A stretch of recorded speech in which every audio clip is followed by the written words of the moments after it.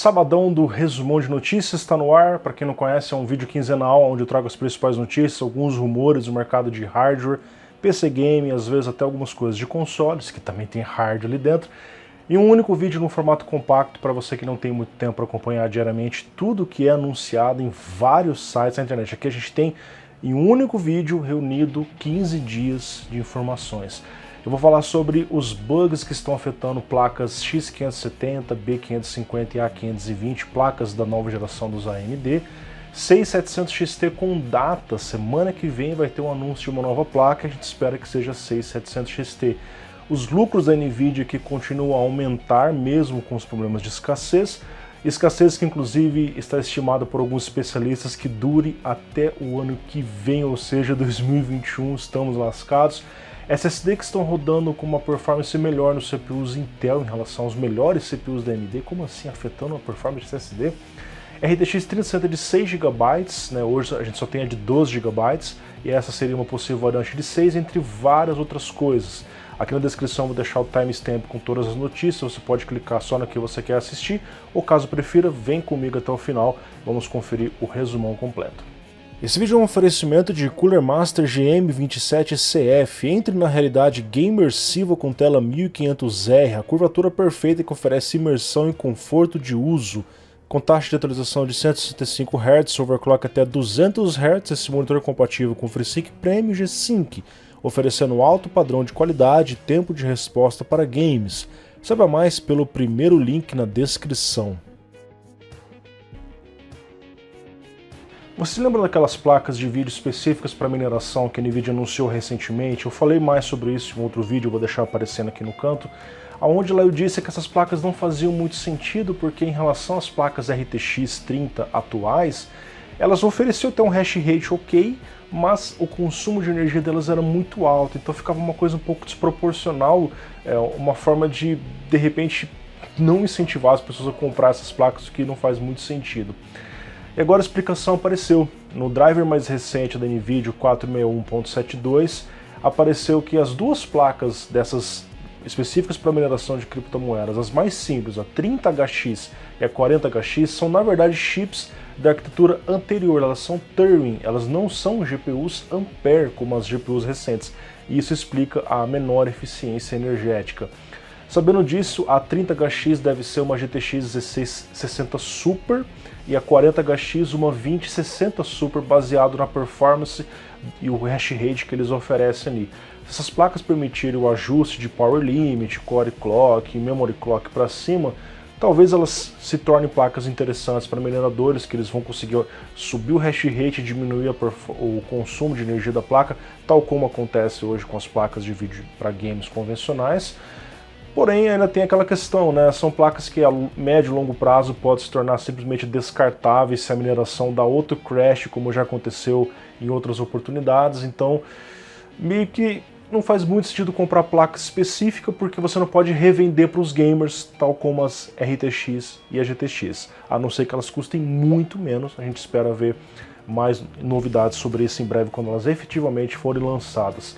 E com o lançamento da 3060, já tem um vídeo dela aqui no canal, eu vou deixar aparecendo também aqui no canto para você assistir.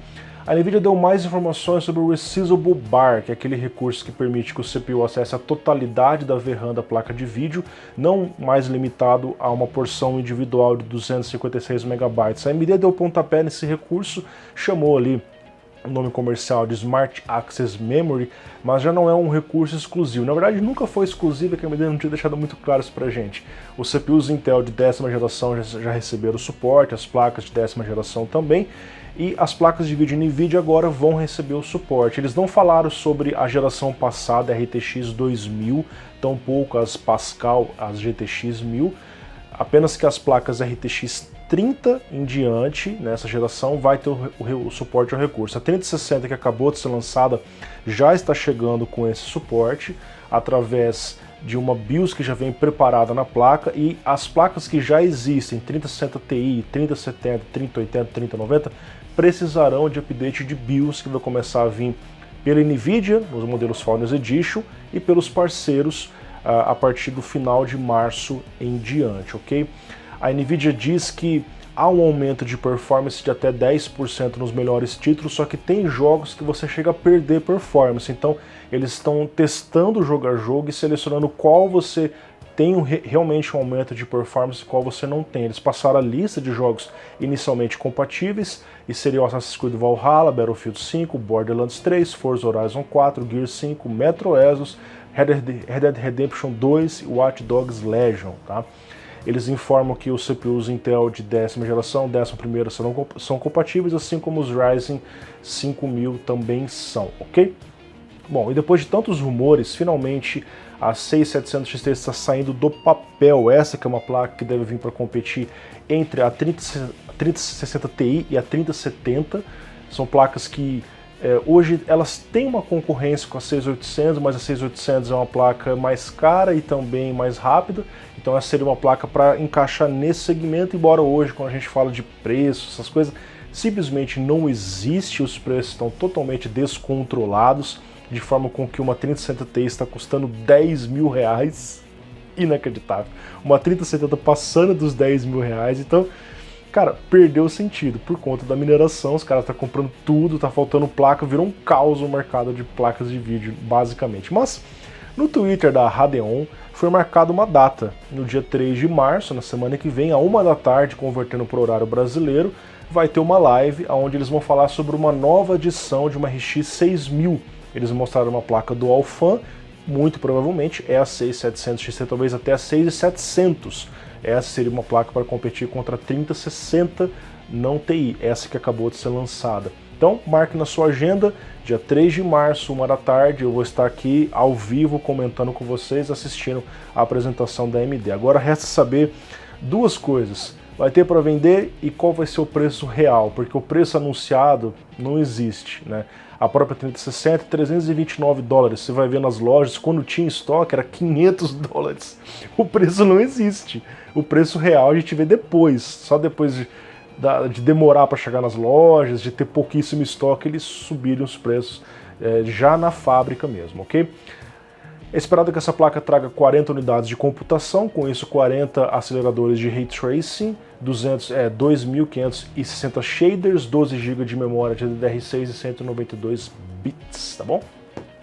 Rocket Lake, pessoal, a 11ª geração está às portas, ela está estimada para chegar em março, já existem rumores que no final de março vai começar as vendas, a Intel já está anunciando tudo, as placas-mães já estão saindo, enfim, então é uma realidade. 11ª geração está chegando e compatível com o socket LGA 1200, embora existem aquelas informações que as placas B460 e H410 não aceitarão CPUs novos, como eu já disse para vocês no último resumão. Quem quiser assista aqui, que lá eu explico em todos os detalhes.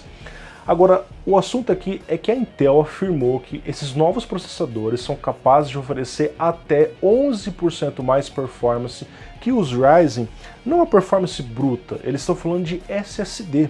Eles testaram um 980 Pro de 1TB da Samsung com o Core i9 11900K, comparando com o Ryzen 9 5950X, que é o melhor dos Ryzen, né? No benchmark PCMark 10, eles mostraram uma pontuação 11% maior no SSD.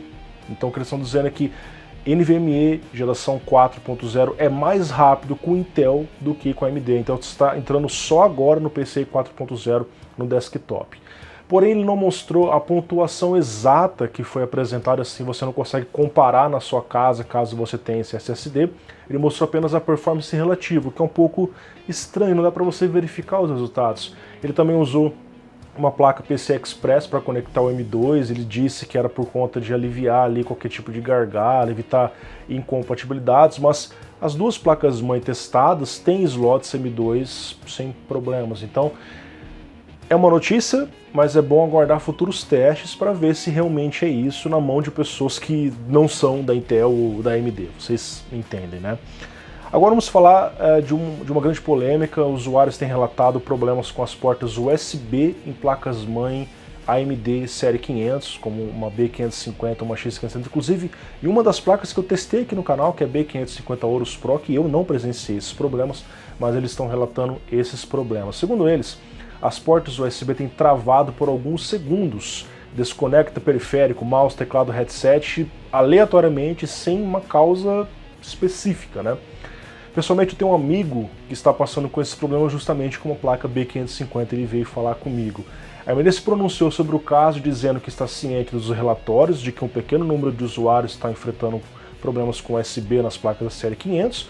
Eles estão analisando e estão solicitando informações e logs através do seu formulário de contato. Então, caso você esteja tendo algum problema de desconexão, algum bug nas portas USB das suas placas série 500 da AMD, entre em contato com eles e reporte para tentar ajudar a resolver. Os problemas parecem ser mais comumente encontrados em headsets VR, em conjunto com placas X560. Tem muitos usuários reclamando disso.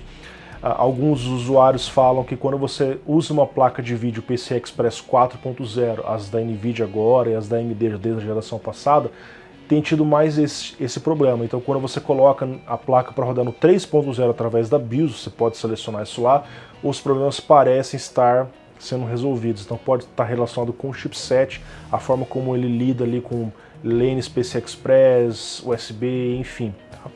Vamos esperar mais novidades acerca disso, porque é algo ainda bastante recente, ok?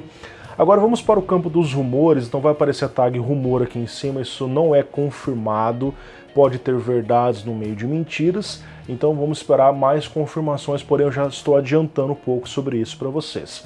Alder Lake, pessoal, ainda não chegou a 11ª geração, falta pouco tempo ainda, né?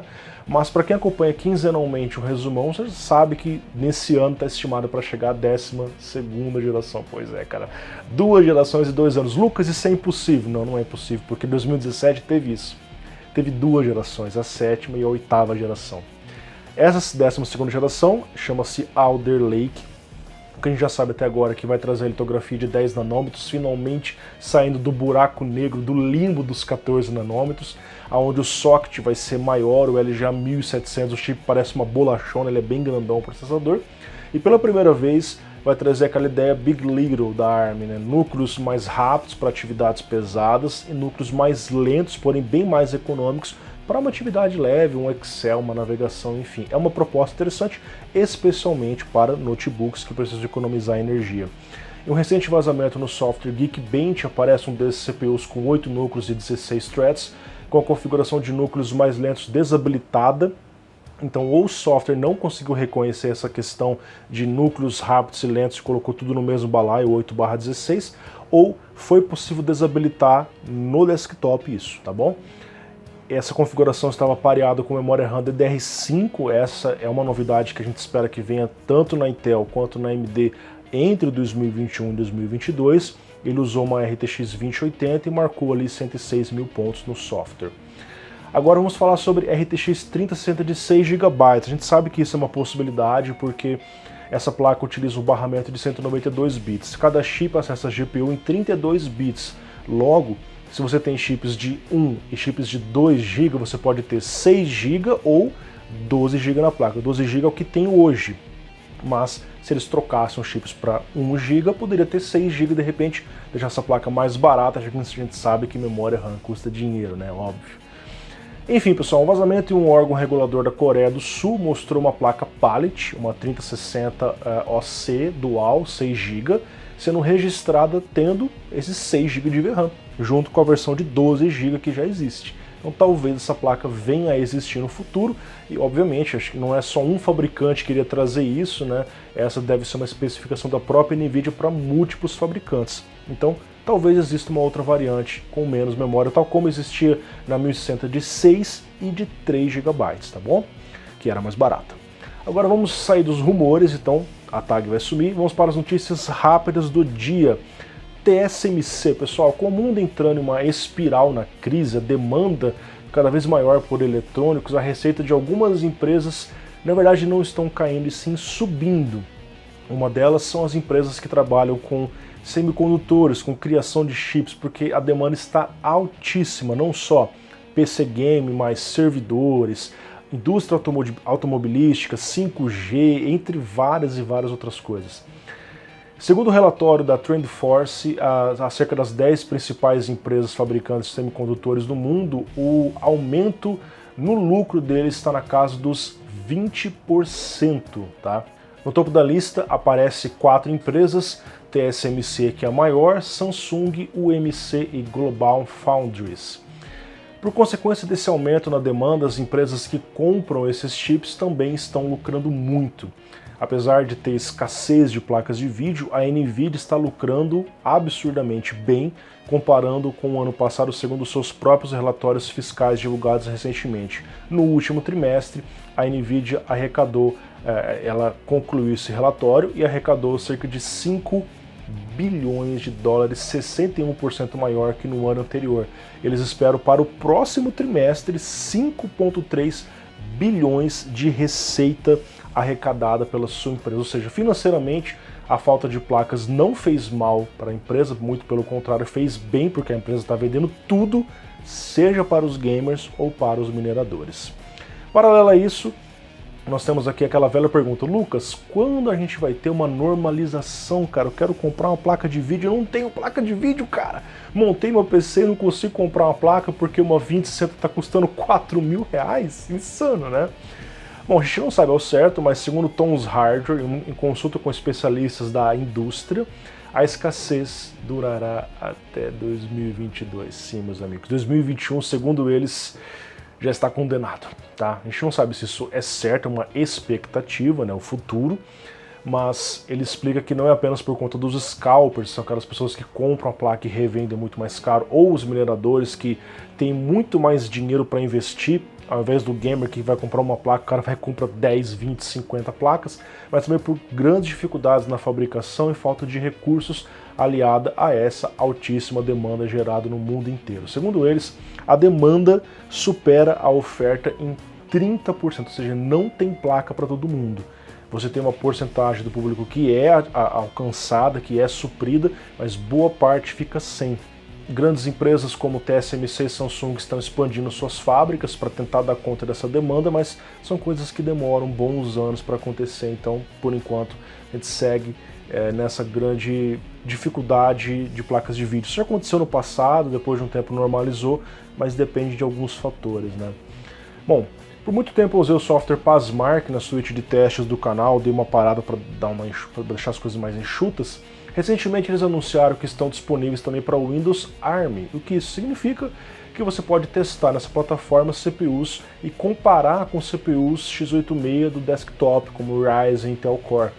Eles mostraram CPUs baseados em ARM, como o Apple M1, comparando o single core com CPUs como o Core i7-10700K, 5800X, 5900X, e surpreendentemente, cara, ele ganhou no single core de um i7 que nem lançou e de um dos melhores CPUs da AMD, que é o 5900X. Ele perdeu ali apenas para o 11900K, que ainda não chegou ao mercado.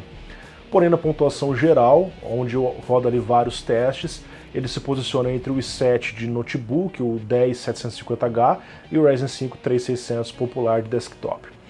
Agora, eu quero fazer uma proposta para vocês, pessoal. Que tal você desligar as fãs da sua RTX 3080 e deixar ela bem silenciosa enquanto você joga?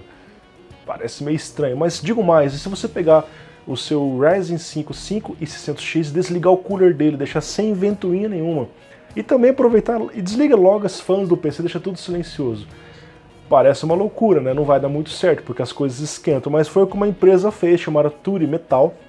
Eles criaram um gabinete chamado UP10, que é inteiramente resfriado passivamente, ou seja, não tem fãs, são só dissipadores, heat pipes ali para tirar o calor sem nenhuma fã e teoricamente sem ruído, embora a gente ainda tenha ruídos eletrônicos como coil whine, enfim, mas eu gostaria muito de ouvir como é uma máquina dessa, cara, porque é incrível. O cara colocou uma 3080 com Ryzen 5, 2 SSDs NVMe sem fazer barulho, cara. Internamente tem vários heat pipes passando para lá e para cá. O próprio gabinete em si é um dissipador gigante. No teste prático, no Furmark, particularmente eu acho que o Furmark é um teste muito bizarro que não mostra a realidade de game.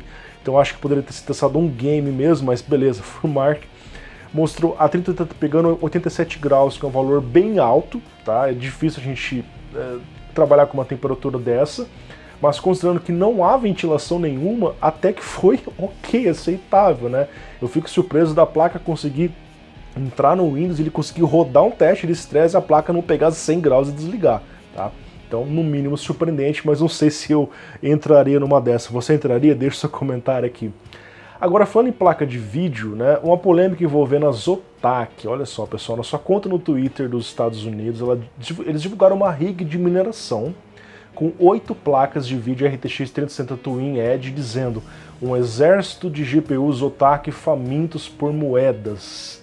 Isso pegou muito mal, porque está vindo de uma empresa que fabrica placas de vídeo, as pessoas, os gamers não estão conseguindo comprar porque está acontecendo isso, e em meio a essa absoluta escassez, eles colocaram hashtags ainda como gamers, PC Game, PC Master Race. Obviamente isso não é um PC Gamer, isso é uma rig de mineração, então soou para algumas pessoas como um deboche, né? Logo após eles excluíram o tweet, né? Teve toda uma repercussão negativa. E falando em mineração, pessoal, ela tem ajudado empresas ao longo do mundo a se manter vivas nesse momento de pandemia. É o caso aqui de uma lan house vietnamita, que assim como outras sofrem restrições de acesso por conta do Covid, enfim, eles têm mudado o seu plano de negócios. Ao invés de deixar as pessoas acessarem as máquinas ali, eles estão usando as máquinas para mineração de criptomoedas.